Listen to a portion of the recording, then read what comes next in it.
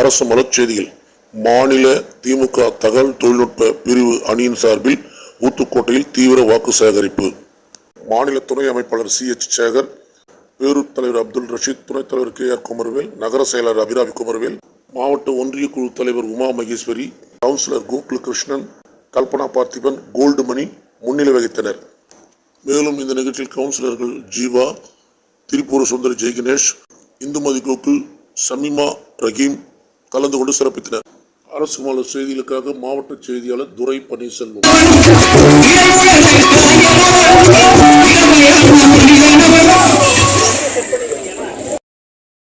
அதன் தொடர்ச்சியாக நம்முடைய தகவல் தொழில்நுட்ப திராவிட முன்னேற்ற கழகத்தின் மாநில அளவில் உள்ள அண்ணன் CH சேகர் அவர்களின் தகவல் தொழில்நுட்ப பிரிவின் சார்பாக ஓனாங்கி கலைக்கூடம் வேலை கலைக்குழு ஸ்ரீவல்லிபுத்தூர் இந்த மோடி அரசின் அவலங்களையும் நம்முடைய தலைவரை அவர்களுடைய நல்லாட்சியுடைய சாதனையை பற்றியும் இந்த இடத்தில் தலைமையில் இருக்கிறார்கள்.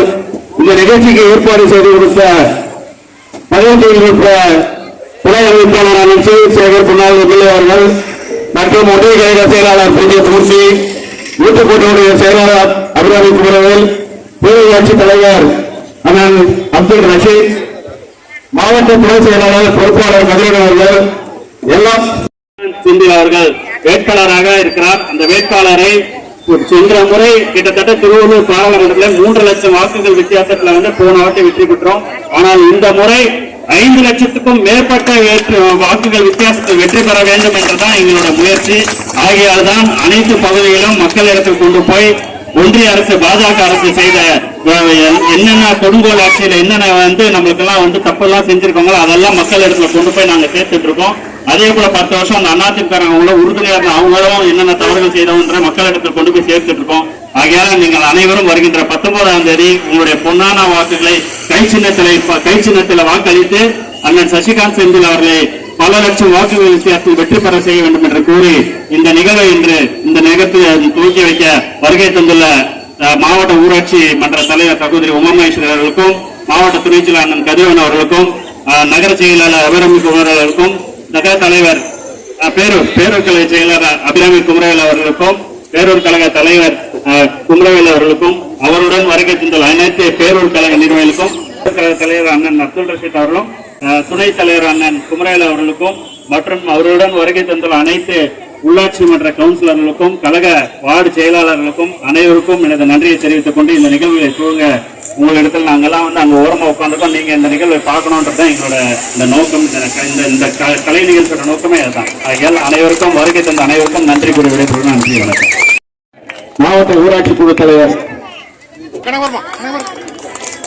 ஊத்துக்கோட்டை பேரூரின் நிர்வாகி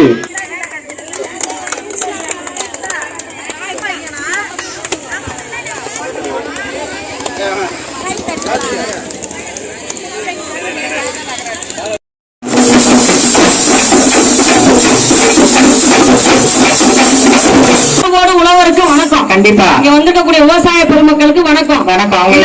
அவங்களுக்கு தான் முதல்ல சொல்லணும். ஆமா, ஒரு காலத்துல பாத்தீங்கன்னா பெண்கள் தான் விவசாயத்தை கண்டுபிடிச்சது. கை தட்டணும்க்கா.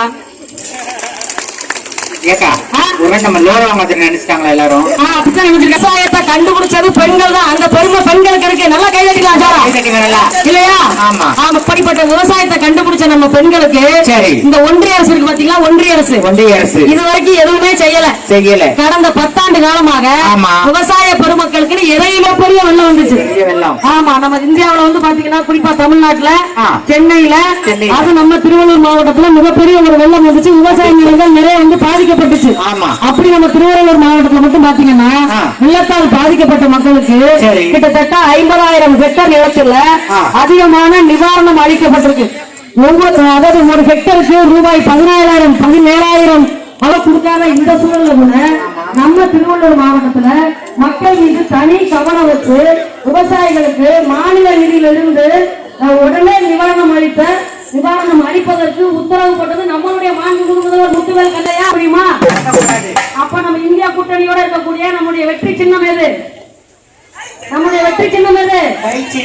வரக்கூடிய ஜூன் 4 எலெக்ஷன் முடிஞ்சு திருப்புவாங்க. ஆமா. ஆனா எப்படியாவது கண்டிப்பா நம்முடைய மாண்புமிகு முதல்வர் அவர்கள் சரி. 5 சவரனுக்கு கீழே 5 பவுனுக்கு மேல இருந்த எல்லாத்துக்கும் வந்து நகை கடன் வந்து தள்ளுபடி பண்ணிருக்காங்க.